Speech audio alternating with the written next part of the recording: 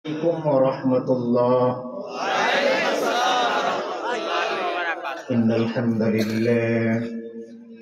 الحمد لله نحمده ونستعينه ونستغفره ونؤمن به ونتوكل عليه ونعوذ بالله من شرور أنفسنا ومن سيئات أعمالنا. من يهد الله فلا مضل له ومن يضلله فلا هادي له. ونشهد أن لا إله إلا الله وحده لا شريك له. ونشهد أن سيدنا وحبيبنا ومولانا محمدا عبده ورسوله الذي أرسله بالحق بشيرا ونذيرا وداعيا إلى الله بإذنه وسراجا منيرا. أما بعد فقد قال الله تعالى في كلامه المجيد والفرقانه الحميد: أعوذ بالله من الشيطان الرجيم. بسم الله الرحمن الرحيم. اقرأ باسم ربك الذي خلق. خلق الإنسان من علق. وقال الله تعالى في شان حبيبه ومحبوبه مخبرا وآمرا: إن الله وملائكته يصلون على النبي يا أيها الذين آمنوا صلوا عليه وسلموا تسليما. نماز درود সবাই একবার পড়ি। اللهم صل على محمد وعلى آل محمد كما صليت على إبراهيم وعلى آل إبراهيم إنك حميد مجيد. اللهم بارك على محمد وعلى آل محمد كما باركت على إبراهيم وعلى آل إبراهيم إنك حميد مجيد. হাজারো ব্যথা বেদনার পরে ফিরে আসনি তুমি আপন ঘরে। দিনের আলো তুমি ছড়িয়ে দিতে চলে গেলে মদিনায় মক্কা ছেড়ে। হে রাসূল তোমাকে ভুলি আমি কেমন করে। হে রাসূল তোমাকে ভুলি আমি কেমন করে। খেয়ে না খেয়ে দিন প্রচারের কাজে নিজেকে দিয়েছ বিলিয়ে। তায়েফের কাফিরেরা চিনল না সে আলো, দুষ্ট ছেলেদের পিছু দিল লেলিয়ে। খেয়ে না খেয়ে দিন প্রচারের কাজে নিজেকে দিয়েছ বিলিয়ে। তায়েফের কাফিরেরা চিনল না সে আলো, দুষ্ট ছেলেদের পিছু দিল লেলিয়ে। পাথরের আঘাতে ক্ষত বিক্ষত হয়ে সারা শরীর থেকে রক্ত ঝরে। হে রাসূল তোমাকে ভুলি আমি কেমন করে। হে রাসূল তোমাকে ভুলি আমি কেমন করে। মদিনাতুল উলুম কওমি নুরানি হাফিজিয়া ফুরকানিয়া মডেল মাদ্রাসা ও মানব কল্যাণ যুব সংগঠনের যুব সেবা সংগঠনের উদ্যোগে প্রথম বার্ষিক তাফসিরুল কোরআন মাহফিলে সম্মানিত সভাপতি উস্তাজুল আসাতিজা মুফতি ইসরাইল সাহেব দামাত বারাকাতুহুম। সহ সভাপতি আছেন মুফতি সিরাজুল ইসলাম সাহেব দামাত বারাকাতুহুম। আজকের প্রধান মেহমান সবার সুপরিচিত আল্লামা খুরশেদ আলম কাসেমি দামাত বারাকাতুহুম। আমার পূর্বে চমৎকার কথা বলতেছিলেন আমাদের কিশোরগঞ্জের গর্ব জাতীয় পুরস্কার প্রাপ্ত কারি মাওলানা জুবায়ের আহমেদ দামাত বারাকাতুহুম। আমার পূর্বে আরো অনেকেই কথা বলেছেন, বলবেন। মঞ্চে উপবিষ্ট আছেন মুআজ্জাজ মুহতারাম উলামায়ে কেরাম, আইম্মায়ে মাসাজিদ, বিভিন্ন মসজিদের খতিব, আমার সামনে মুরব্বী বাজার, যুবক ভাইয়েরা, ছোট ছোট জান্নাতের টুকরা এবং পর্দার আড়ালের মা এবং বোনেরা, আমরা সর্বপ্রথম মহান আল্লাহ তাবারক ওয়া তাআলার দরবারে শুকরিয়া জ্ঞাপন করি, যিনি আজকের এই চমৎকার কোরআনের আয়োজনে আমাদেরকে শরীক হবার, কিছু কথা বলা এবং শোনার তৌফিক দিয়েছেন। সেজন্য আমরা খুশি না বেজার? কম না বেশি? তাহলে বেশিটা বোঝা যাবে। আমরা সবাই প্রাণ খুলে মালিকের দরবারে একবার কালিমাতুশ শুকর আদায় করে সকলে পড়ি আলহামদুলিল্লাহ। এখন তো আবার আলহামদুলিল্লাহ শুনলেও অনেকের জ্বালা ধরে, আছে না? নাই? আমাদের দেশের এক কুলাঙ্গার, যার নাম মুখে নিতে আমার লজ্জাবোধ হয়, তার নামটা কেন এখনো ইসলামিক নাম রয়ে গেছে আমি বুঝি না। ভারতে বসে বসে সে এখনো ইসলাম বিদ্বেষ করে, ইসলামের বিরোধিতা করে। নাম জানেন আপনারা? তাসলিমা নাসরিন। ভুল বুঝবেন। এই কুলাঙ্গার সেদিন বলছে যে 70 এবং 80-র দশকে যখন বলা হতো আপনি কেমন আছেন, তখন অনেকে আলহামদুলিল্লাহ বলতো না। এখন নাকি কেউ কাউকে জিজ্ঞেস করলে আপনি কেমন আছেন, আলহামদুলিল্লাহ বলে। এই কুলাঙ্গার সে নারী বলছে যে আলহামদুলিল্লাহ যেদিন থেকে কেমন আছর ভিতরে ঢুকে গেল, সেদিন থেকে নাকি পছন শুরু হয়েছে, এখন নাকি পছন্দের দুর্গন্ধ বের হচ্ছে। বলেন নাউজুবিল্লাহ। পছন তো তোমার ধরেছে, আলহামদুলিল্লাহ পছন ধরবে না কিয়ামত পর্যন্ত। বলি সুবহানাল্লাহ। মুহতারামা হাজিরিন, আমি দোয়া চাই, একটু অসুস্থতা বোধ করছি, ঠান্ডা লেগে গেছে। আজকে স্মরণ করছি এখানে আপনাদের এলাকার আরেকজন গর্বিত আলেম ছিলেন মাওলানা রফিকুল ইসলাম নিয়ামতপুরী। চিনতেন তো আপনারা? উনি কিন্তু অনেক জনপ্রিয় একজন আলোচক ছিলেন, অনেক কণ্ঠ সুন্দর ছিল, আলামিন ভাই শ্বশুর।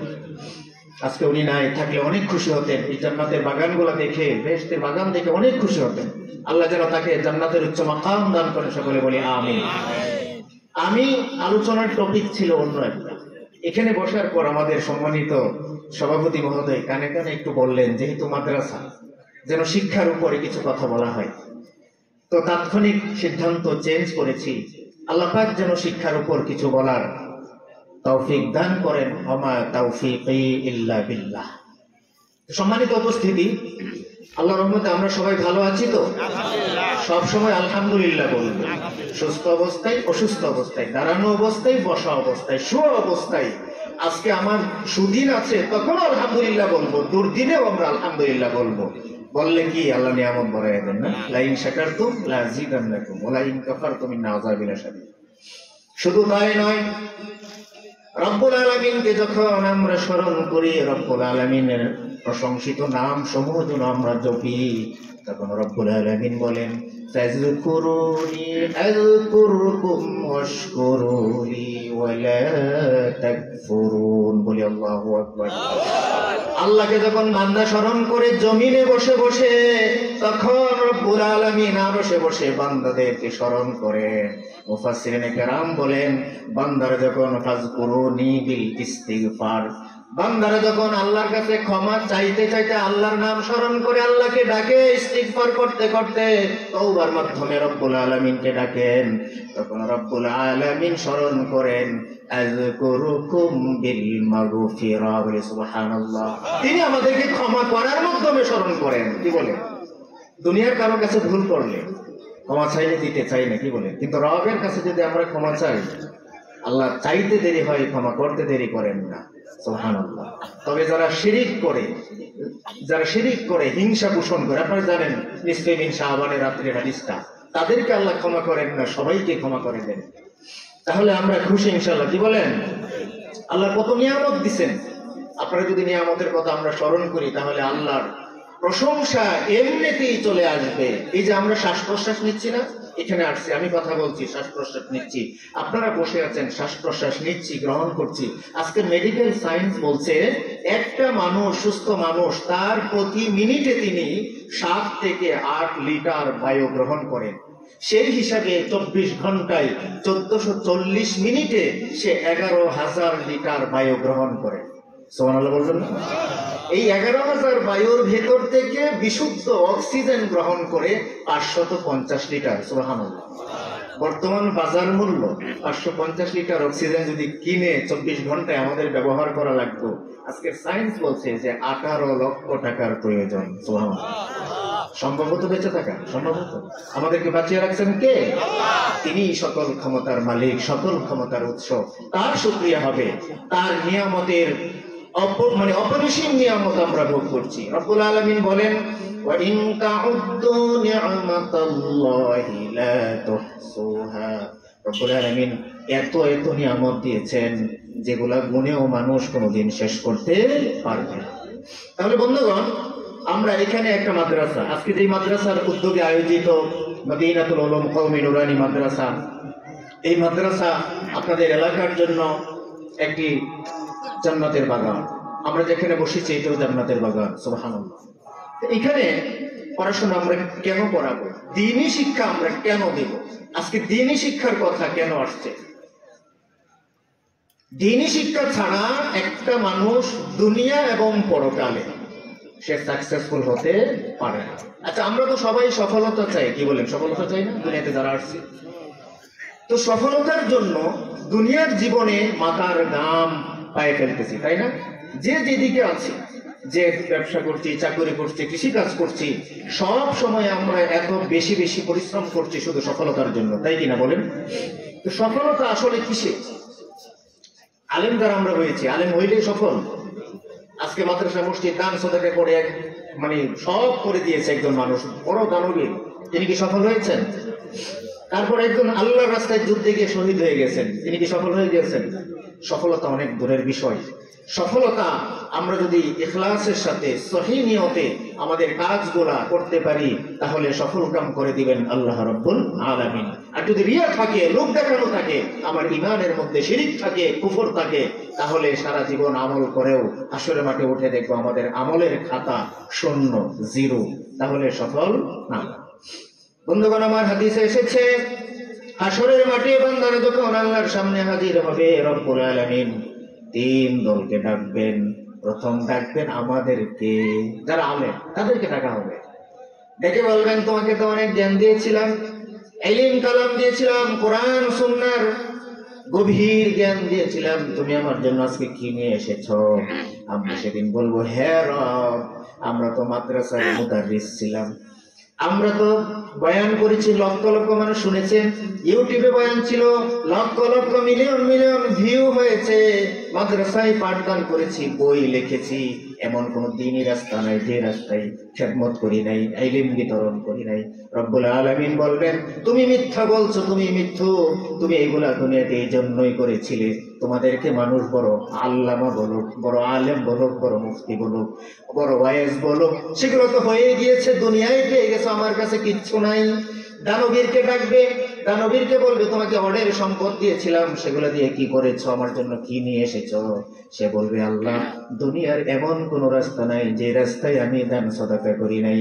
মাদ্রাসা করে দিয়েছি, মসজিদ করে দিয়েছি, bridge culvert, school college university করে দিয়েছি, ঈদের মাঠ করে দিয়েছি, কবরস্থানে দান করেছি, গরিবদেরকে যাকাতের পয়সা দিয়েছি, এতিমদের লালন পালন করেছি, এমন কোন রাস্তা নাই আমার অর্থ সম্পদ যাই নাই। রব্বুল আলামিন বলবে, তুমি বড় মিথ্যুক, এগুলো তুমি এই জন্যই করেছিলে, দুনিয়াতে তোমাকে বড় দানবীর বলা হোক। কি বলেন? আসেন এরকম? দেখবেন একটা মসজিদে 5 বান টিন দিয়ে আইসা বাজারের শাস্ত্রল গরম বানায় আছে, এরকম দানবীর আছে তো? হ্যাঁ, আপনি কেন এখানে বাজার গরম করলেন, শাস্ত্রল গরম করলেন? কারণ আপনার নিয়ত সহি ছিল না। আপনার প্রত্যেকটা আমল হবে আল্লাহকে রাজি খুশি করার জন্য, তাহলে আপনার দান কবুল হবে, আপনার ইলম কবুল হবে, আপনার শাহাদা কবুল হবে। তারপরে ওই দানবীরকে রব্বুল আলামিন বলবেন তুমি তো এগুলো আমার জন্য করো নাই, করেছিলে মানুষ দানবীর বলুক, তা তো বলা হয়ে গিয়েছে, আজকে আমার কাছে কিচ্ছু নাই। সর্বশেষ দেখবেন শহীদ ব্যক্তি শাহাদাত বরণ করা কত কঠিন না, কি বলেন? এখন তো আমরা লিল্লাহি তাকবীর আল্লাহু আকবার যে জোশ, যদি বলা হয় যে এখন যুদ্ধে যেতে হবে সবাই অস্ত্র নিয়ে রেডি হই, মনে হয় না কয়েকজন পাওয়া যাবে কি না, সন্দেহ আছে না? বন্ধুগণ আমার, যুদ্ধে গিয়ে শাহাদাত বরণ করেছে, রক্তমাখা দেহ নিয়ে রব্বুল আলামিনের সামনে হাজির হবে। সে বলবে হে রব, আমাকে তুমি যে শক্তি সামর্থ্য দিয়েছিলা, আমি তো তোমার রাস্তায় গিয়ে যুদ্ধ করতে করতে শাহাদাত বরণ করেছি। রব্বুল আলামিন বলবেন তুমি এগুলো আমার জন্য করনি, তুমি মিথ্যুক। কেন করেছিলে? তোমার নামে রাস্তার নামকরণ করা হবে, তোমার নামে মাদ্রাসার নামকরণ করা হবে, তোমার নামে স্কুল কলেজ ইউনিভার্সিটির নাম করা হবে, সেগুলো তো দুনিয়াতে হয়েই গিয়েছে, তাই না? আমার কাছে কিচ্ছু নাই। রব্বুল আলামিন তিন ধরনের লোকদেরকে ডেকে এনে ফেরেশতাদেরকে বলবে যাও এদেরকে উল্টায়া মাথা নিচের দিকে পা উপরের দিকে জাহান্নামে নিক্ষেপ করো। বলুন নাউজুবিল্লাহ। তাহলে বোঝা গেল আলেম হইলেও সফল হওয়া যাবে না যদি ইখলাস না থাকে, আমল না থাকে। দানবীর হলেও সফল হওয়া যাবে না দানের পিছনে যদি ইখলাস না থাকে। আমরা বলি না যে সামান্য দান যদি হয় আর আল্লাহকে রাজি খুশি করার জন্য আল্লাহ পাক পার পরিমাণ দিতে পারেন, সব কি বলেন? বন্ধুগণ আমার, এই জন্য সফলতার জন্য আমরা দৌড়াচ্ছি, সফলতার জন্য আমাদেরকে শিক্ষা গ্রহণ করতে হবে। এই কোরআনুল কারীম আমাদেরকে শিখতে হবে। কোরআনুল কারীম নাজিল করেছেন, প্রথম নাজিলকৃত 5টি আয়াতেই রব্বুল আলামিন শুরু করেছেন ইকরা বিসমি রাব্বিকাল্লাযী খালাক খালাকাল ইনসানা মিন আলাক ইকরা ওয়া রাব্বুকাল আকরাম আল্লাযী আল্লামা বিল কলম। বলি সুবহানাল্লাহ। প্রথম নাজিল করছেন, আপনি চিন্তা করুন গভীরভাবে। আল্লাহ পাক কোরআনুল কারীমের প্রথমে এই 5টি আয়াত নাজিল করলেন। নামাজ কত গুরুত্বপূর্ণ বিষয় না? ঈমান কত গুরুত্বপূর্ণ বিষয় না? যাকাত কত গুরুত্বপূর্ণ বিষয়? পর্দা কত গুরুত্বপূর্ণ বিষয়? এই এত এত গুরুত্বপূর্ণ বিষয় বাদ রেখে রব্বে কারীম প্রথমে কেন বললেন পড়ো, শিখো? কার নামে? তোমার প্রভুর নামে, যিনি সৃষ্টি করেছেন। একজন গবেষক বলছিলেন যে এই যে আল্লাহ পাক নাজিল করছেন, আল্লাহ পাকের অর্ডার, এটা ফরজ। এটা কি ফরজ? শিক্ষা, দ্বীনি ইলম শিক্ষা করা। রাসূল কি বলেছেন? তালাবুল ইলমি ফরিদাতুন আলা কুল্লি মুসলিম। প্রত্যেকটা মুমিনের উপর, নর এবং নারী, পুরুষ এবং নারী সবার উপর আবশ্যক পরিমাণ দ্বীন শিক্ষা করা, ইলম অর্জন করা ফরজ। কি বলেন, ফরজ না? একজন গবেষক বলছিলেন পৃথিবীতে যখন আমরা আসি, খেয়াল করুন ভাই, কথা না বলি, খেয়াল করি, পৃথিবীতে যখন আমরা প্রথম আসি তখন আমরা কি শুরু করি? মায়ের পেট থেকে ভূমিষ্ঠ হয়ে মাটিতে পড়ার পরে আমরা একটা কাজ শুরু করি। সেটা কি জানেন? শিখা, কান্না। বাচ্চাটা জন্মের পরে ডাক্তার দেখবেন যদি সিজার হয় তাকে থাপা দেয় পিঠের মধ্যে। যদি না কাঁদে, কাঁদতে দেরি হইলে উল্টায়া পা উপর দিকে ধরে থাপাইতেছে। কেন? সে যদি কান্না না করে তাহলে সে যে জীবিত সেটা বোঝা যাবে না, মৃত্যু ঘটার সম্ভাবনা বেশি। তিনি বলছিলেন আল্লাহ নাজিল করছে কোরআনের প্রথম আয়াত ইকরা বিসমি রাব্বিকাল্লাযী খালাক। আর একটা শিশু এই ফরজ কাজটি পৃথিবীতে এসে প্রথম শুরু করেছে। সুবহানাল্লাহ। তারপরে সে বড় হয়ে আস্তে আস্তে মক্তবে, মাদ্রাসা, বিভিন্ন জায়গায় দিয়ে। আপনাদেরকে বলি, দ্বীনি প্রতিষ্ঠান খুবই প্রয়োজন। আমাদের দ্বীনি প্রতিষ্ঠানের বিরুদ্ধে ষড়যন্ত্র শুধু আজকে থেকে নয়, সেই ব্রিটিশ আমল থেকেই এই দ্বীনি শিক্ষা প্রতিষ্ঠানগুলোর বিরুদ্ধে ষড়যন্ত্র চলছে, যেন মুসলমানরা শিক্ষা দীক্ষা থেকে পিছনে পড়ে যায়, জ্ঞান বিজ্ঞান থেকে পিছনে পড়ে যায়। আর আমাদেরকে পিছনে ফেলে আজকে আমরা কিন্তু জ্ঞান বিজ্ঞান থেকে অনেক দূরে সরে এসেছি। আপনারা দেখেন, ইবনে সিনার নাম শুনেছেন, আল জাবেরের নাম শুনেছি আমরা, হ্যাঁ, এরকম ইবনে বতুতার নাম শুনেছেন। তারা কি ছিল? বড় বড় বিজ্ঞানী ছিল। তাদের কাছে মানুষ আসতো চিকিৎসা বিজ্ঞানের জন্য, তাদের কাছে আসতো গণিত শাস্ত্র শিক্ষার জন্য। তারা ছিল যুগ শ্রেষ্ঠ জ্ঞানী, ইলমওয়ালা। দ্বীনি শিক্ষায় তারা এত মানে উৎকর্ষতা সাধন করেছিল। সেই সময় পৃথিবীর বিভিন্ন প্রান্ত থেকে অন্য ধর্মের লোকেরাও তাদের কাছে শিখতে আসতো। আর তখন পৃথিবীটা ছিল মুসলমানদের কন্ট্রোলে। আস্তে আস্তে আমরা যখন বিলাস প্রিয় হয়ে গিয়েছি, আরাম প্রিয় হয়ে গিয়েছি, শিক্ষা দীক্ষা থেকে নিজেদেরকে দূরে সরে নিয়েছি, আস্তে আস্তে আমাদের অধঃপতনের দিকে আমরা যাচ্ছি। কি বলেন? পৃথিবীটা আজকে নিয়ন্ত্রণ করে কারা? ওই যে আপনার ইহুদি, নাসারা, খ্রিস্টান, তারা আজকে পৃথিবী নিয়ন্ত্রণ করছে। আমাদের কাছে সেরকম মিডিয়াও নাই, সেরকম শিক্ষাগত যোগ্যতাও নাই। যাও একজন দুইজন যুগে যুগে বের হয়, তাদেরকে আমরা আবার মুসলমানরাই থামিয়ে দিই না। যেমন একটা উদাহরণ দিই, ডক্টর জাকির নায়েকের নাম শুনছেন তো? আমি তার পক্ষে বিপক্ষে বলতে চাচ্ছি না, তিনি মানুষ, ভুল হতে পারে না? আমার ভুল হতে পারে, বাইতুল মুকাররমের খতিবের ভুল হতে পারে না, স্বয়ং কাবার ইমামের ভুল হতে পারে।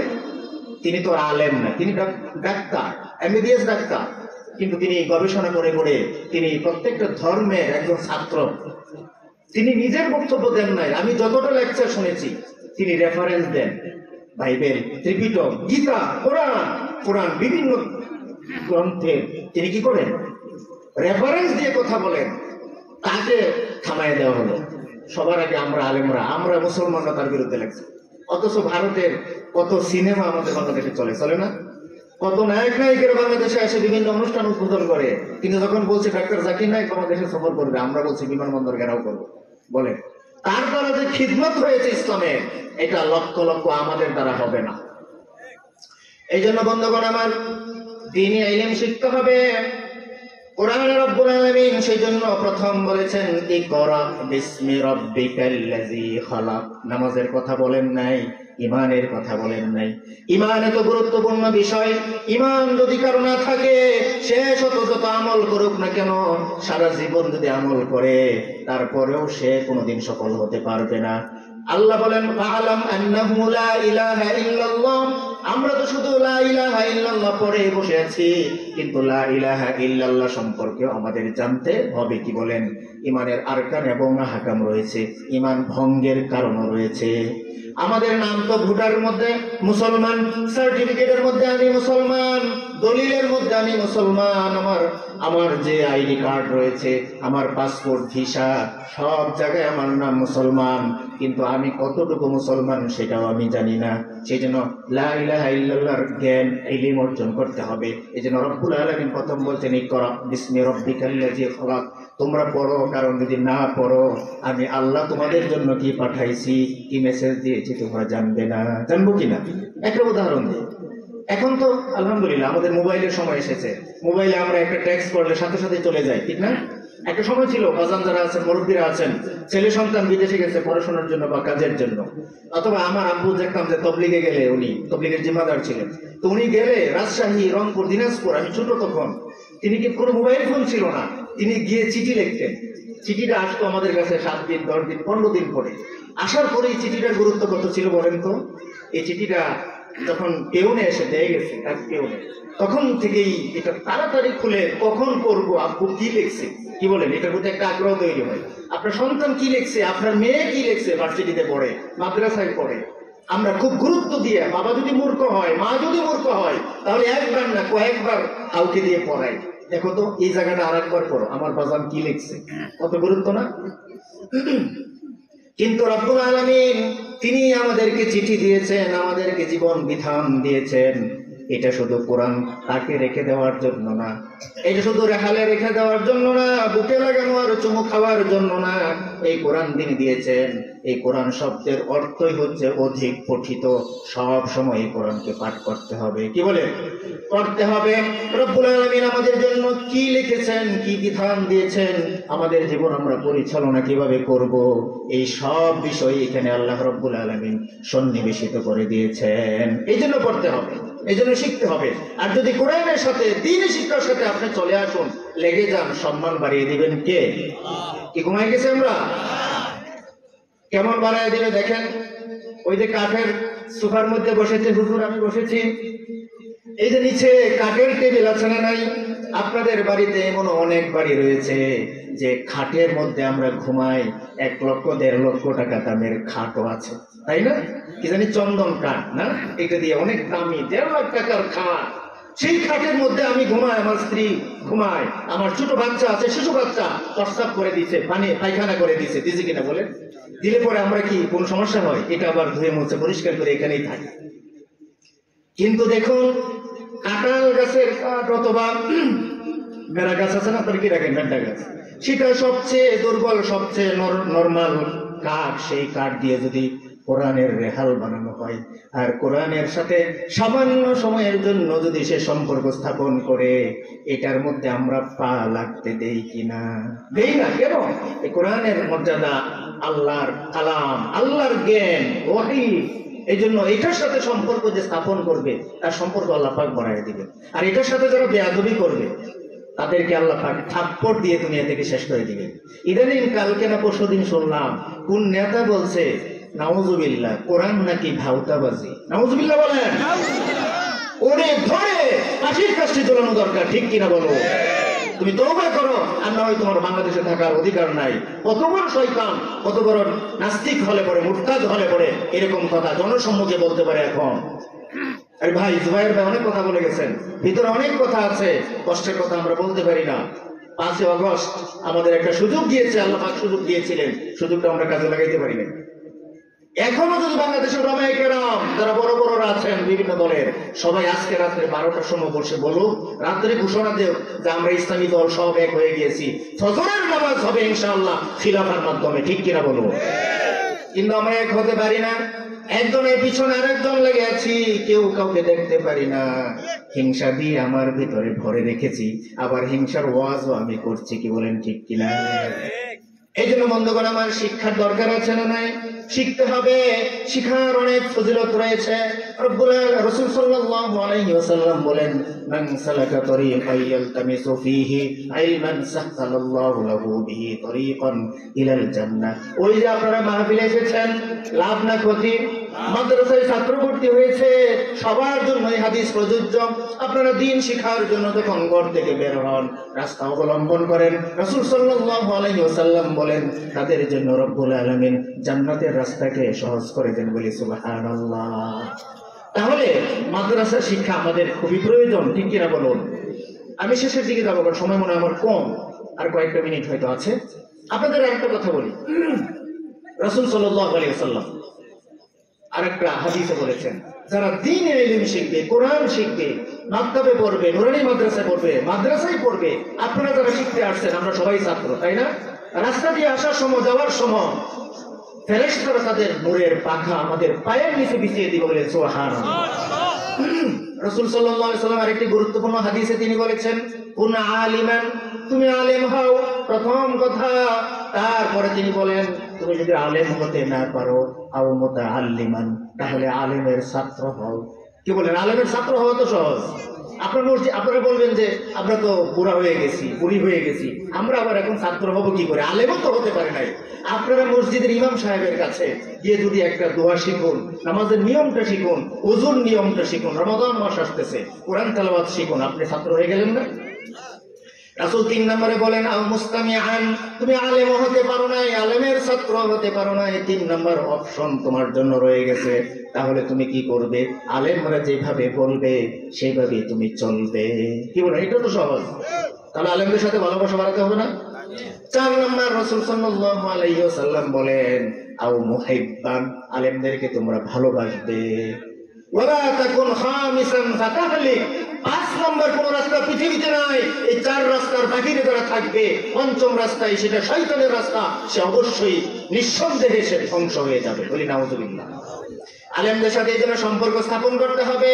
হাসরের মাঠে দেখবেন ওলামায়ে কেরামদেরকে আল্লাহ রাব্বুল আলামিন একত্রিত করবেন, আলেমদেরকে ডাকবেন। আলেমদেরকে যদি কিছু ভুলের জন্য বিচার করেন, সেটা সবার সামনে করবেন না। ডেকে তাদেরকে যখন জান্নাতের ফয়সালা দিয়ে দেওয়া হবে, আলেম হতে হলে কোথায় পড়াতে হবে বলেন? মাদ্রাসায়, তাই না? এই যে মাদ্রাসা, আলহামদুলিল্লাহ আরো অনেক মাদ্রাসা আছে, মুতামি মুজুররা আছেন এখানে। আলেম যদি হন, হাসরের মাঠে যখন ফয়সালা হয়ে যাবে, হাদিসে এসেছে, ফয়সালা হওয়ার পর ওলামায়ে কেরাম যখন জান্নাতের দিকে রওনা হয়ে যাবেন, তখন পিছন দিক থেকে কে যেন ডাকবে, হুজুর হুজুর হুজুর, এভাবে ডাক আসতেছে। তখন হুজুর বলবেন, ফেরেশতা থামো থামো। 2 জন ফেরেশতার কাঁধে ভর দিয়ে জান্নাতে যাবে। বলবে থামো, কে জানি ডাকছে। আবার ফেরেশতা থেকে পিছনে ব্রেক করে নিয়ে আসবে। আসার পরে দেখবে ওই যে দুনিয়াতে একজন মুসল্লি তাকে ভালোবাসতো, একদিন তাকে হুজুর পানি দিয়েছিল, লাঠিটা পড়ে গিয়েছিল, উঠায় দিয়েছিল, হুজুর অসুস্থ হয়েছিল, বাড়িতে কিছু বিস্কিট চানাচুর নিয়ে দেখতে গিয়েছিল। সে বলছে, হুজুর আপনার সাথে তো আমার ভালোবাসার হৃদ্যতা ছিল, সম্পর্ক ছিল, আজকে আপনি জান্নাতের ফয়সালা হয়ে গেছে, জান্নাতে চলে যাচ্ছেন, আমি তো আটকে গেছি, আমি তো জান্নাতে যেতে পারি না। ওই আলেম এসে আবার আল্লাহর কাছে সুপারিশ করবে, হে রব, আমাকে তো তুমি জান্নাতের ফয়সালা দিয়েছ, কিন্তু এই লোকটা তো দুনিয়াতে আমাকে ভালোবাসতো, তাকেও তুমি সুপারিশ করছি। রব্বুল আলামিন বলবেন, ওই আলেমকে আল্লাহ রব্বুল আলামিন বলবেন, আপনাকে যারা ভালোবাসতো মন থেকে তাদেরকে সহ আপনি জান্নাতে চলে যান। বলেন সুবহানাল্লাহ। আরেকটা ঘটনা আপনাদের, এই মাদ্রাসা কেন দিবেন? আল্লামা ফখরুদ্দিন রাজি রাহমাতুল্লাহ আলাইহি, নাম শুনছেন? উলামায়ে কেরাম তো জানেন, আপনারা অনেকে শুনেছেন। তাফসীরে কবিরে তিনি একটি ঘটনা উল্লেখ করেছেন। হযরত মূসা আলাইহিস সালাম, নাম শুনছেন? হযরত মূসা আলাইহিস সালাম একদিন যাচ্ছেন এক রাস্তা দিয়ে, তাফসীরে কবিরে এই ঘটনাটি এসেছে। তিনি তখন যাচ্ছেন, কিছু দূর যাওয়ার পরে রাস্তার পাশে একটি কবর, সেই কবরের মধ্যে আযাব হচ্ছে তিনি শুনতে পাচ্ছেন। তারপরে চলে গেলেন উনি ওনার কাছে।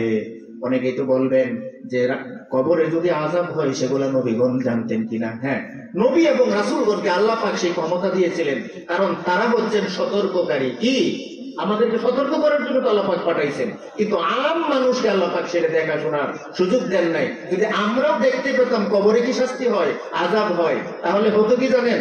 বাড়ির পাশে কবর থাকলে বাড়িঘর ছেড়ে আমরা চলে যেতাম।